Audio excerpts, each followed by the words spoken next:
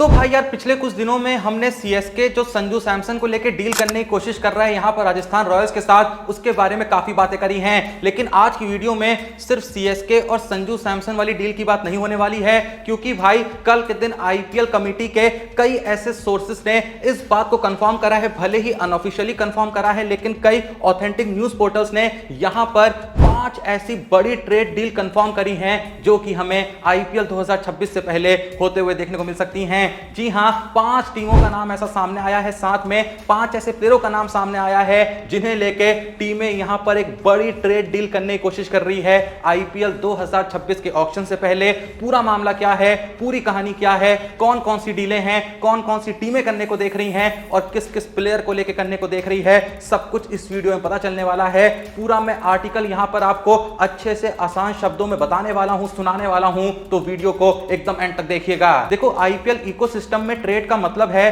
कि teams auction process के बिना एक दूसरे के प्लेयर्स को एक्सचेंज कर सकती हैं डेजिग्नेटेड विंडोज के दौरान। टीम्स प्लेयर्स को दूसरे प्लेयर्स के बदले, कैश के बदले या दोनों का कॉम्बिनेशन लेकर एक्सचेंज कर सकती हैं, लेकिन हर ट्रेड के लिए प्लेयर की परमिशन और आईपीएल गवर्निंग काउंसिल की अप्रूवल मैंडेटरी होती है।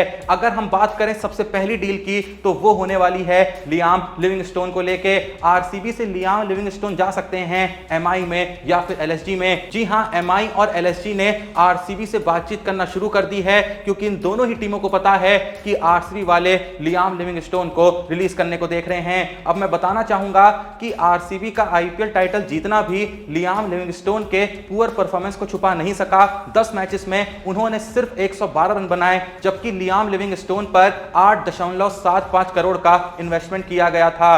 क्रूशियल मैचेस में रोमारियो शेफर्ड को उसकी जगह देना यह बताता है कि टीम उसे रिप्लेस करने को तैयार थी। मुंबई इंडियंस और लखनऊ सुपर जायंट्स उसको मिडिल ऑर्डर के लिए कंसीडर कर रहे हैं पास्ट के उसके सक्सेसफुल परफॉर्मेंस के बेसिस पर। अब ये डील होगी या नहीं होगी ये तो वक्त ही बताएगा, लेकिन अगर मैं होता लखनऊ और मुंबई की जगह, मैं तो भाई लिविंगस्टोन के पीछे बिल्कुल नहीं भागता, क्योंकि सिर्फ भाई आईपीएल 2025 की बात नहीं है, आईपीएल 2023 की बात कर लें, आईपीएल 2024 की बात कर लें, जब वो पंजाब के लिए भी खेल रहे थे, वो लगातार फ्लॉप रहे हैं। एक आध सीजन में उन्होंने थोड़ा बहुत कंट्रीब्यूशन दिया है, कुछ मैच विनिंग पारियां खेली हैं, लेकिन बंदा बिल्कुल भी कंसिस्टेंट नहीं है। आप उस पर बिल्कुल ही भरोसा नहीं टिका सकते हैं। और भाई इन 7-8 करोड़ के बदले आप बहुत ही आराम से ऐसे 3-4 अच्छे प्लेयर्स खरीद सकते हैं जिनका बड़ा नाम नहीं है, लेकिन बहुत ही आराम से वो आपके लिए मैचेस जीत सकते हैं। खैर, ये तो हो गई पहली डील की बात। अब बात करते हैं दूसरी डील की, जो कि होने वाली है ईशान किशन को लेके। और भाई मुंबई इंडियंस ने यहां पर फिर से अप्रोच करा है सनराइजर्स हैदराबाद को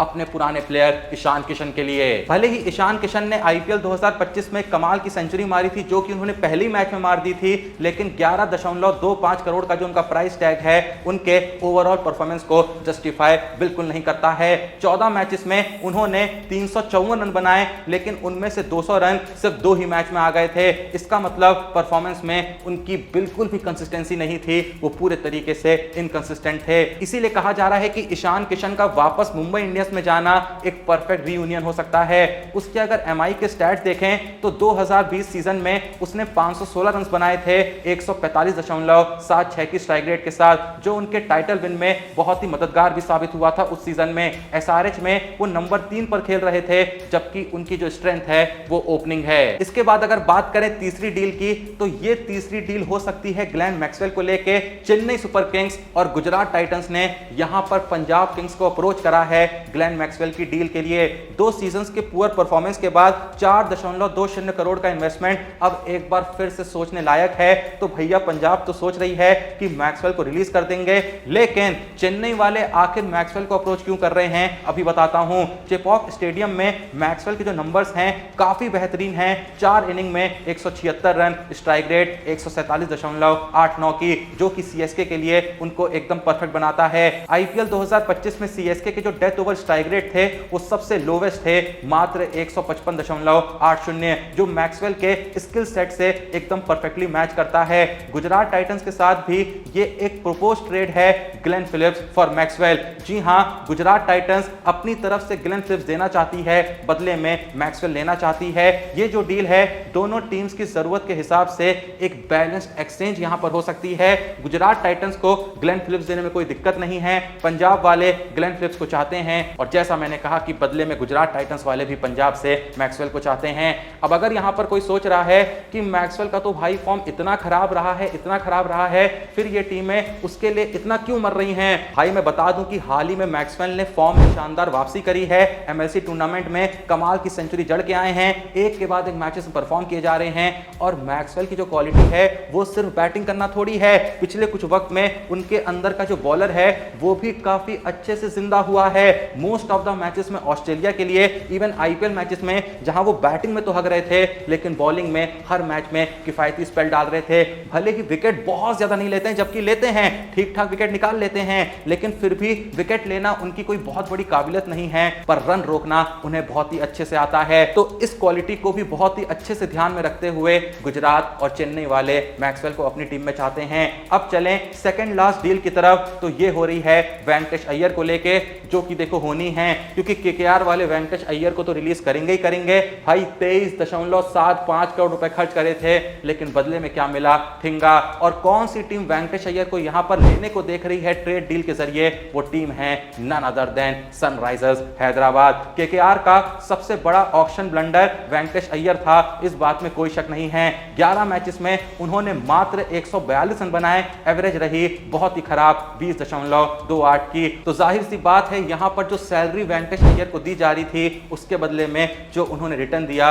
वो काफी ज्यादा लो था। उसका प्राइस टैग टीम के टोटल बजट का 20% था, जो कि उस परफॉर्मेंस के लिए सस्टेनेबल नहीं है। एसआरएच ईशान किशन के रिप्लेसमेंट के लिए उसे टारगेट कर रहा है, क्योंकि जैसा मैंने कहा कि मुंबई वाले यहां पर ईशान किशन के लिए डील कर रहे हैं एसआरएच से, क्योंकि एसआरएच ने ईशान किशन पे भी जैसा मैंने आपको बताया 11.25 करोड़ रुपए खर्च करे थे।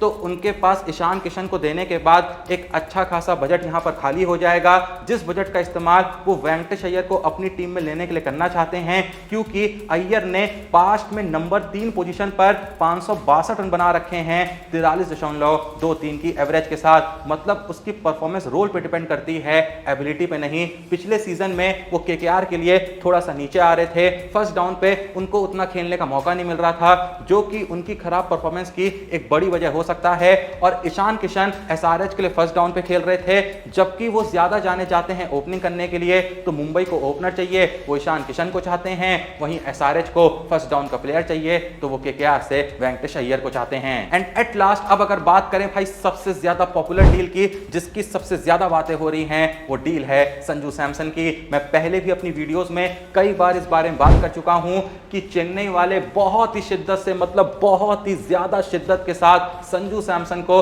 अपनी टीम में शामिल करने को देख रहे हैं। कल की वीडियो में मैंने आपको यह भी बताया था कि राजस्थान से उनकी इस ट्रेड डील को लेकर बातचीत शुरू हो गई है। राजस्थान वाले संजू सैमसन के बदले में 2 प्लेयर्स चाहते हैं, रविचंद्रन अश्विन और शिवम दुबे। अब चेन्नई वाले इस चीज पे विचार कर रहे हैं कि क्या ये डील करना मुनाफे का सौदा होगा? क्या संजू सैमसन के बदले दुबे और अश्विन दोनों दे देना, क्या ये एक फायदे का सौदा होगा?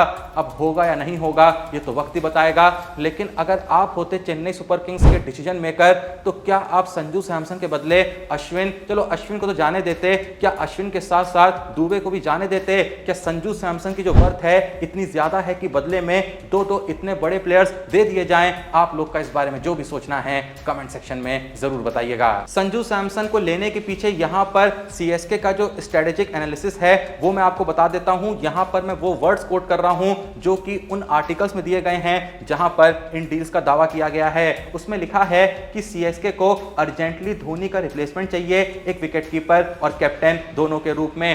कैप्टनसी को लेके ऑलरेडी सीएसके ने वैसे तो संजू सैमसन के सामने ये शर्त रख दी थी कि फिलहाल हम कैप्टनसी गायकवाड़ से ही करवाना चाहते हैं, लेकिन आने वाले वक्त में हम आपको कैप्टन के रूप में कंसीडर भी करना चाहते हैं। फिलहाल हम आपको as a vice captain team के साथ जोड़ेंगे। संजू सैमसन को 18 करोड़ में रिटेन किया गया था। वो पास्ट में एक प्रूवन लीडर रहे हैं जो 2022 में राजस्थान रॉयल्स को फाइनल तक लेके गए थे। फाइनेंशियल एंगल से भी ये ट्रेड देखो सेंस बनाती है। राजस्थान को 21.75 करोड़ का टैलेंट मिलता है। जैसा मैंने कहा अश्विन मिल रहे हैं, दुबे मिल रहे हैं। अश्विन का प्राइस था 9.75 करोड़ और दुबे को रिटेन किया था सीएसके ने 12 करोड़ में। और संजू सैमसन का जो प्राइस है 18 करोड़ है, यानी 18 करोड़ का टैलेंट यहां पर सीएसके को मिल रहा है, बदले में राजस्थान के पास जा रहा है 21.75 करोड़ का टैलेंट। अब देखो अश्विन का स्पिन एक्सपीरियंस है, दुबे का एक मिडल ऑर्डर पावर यहां पर है। राजस्थान रॉयल्स इन दोनों ही मामलों में पिछले सीजन में स्ट्रगल कर रही थी। ये डील जो है वो सीएसके की लीडरशिप और विकेट कीपिंग ट्रांजिशन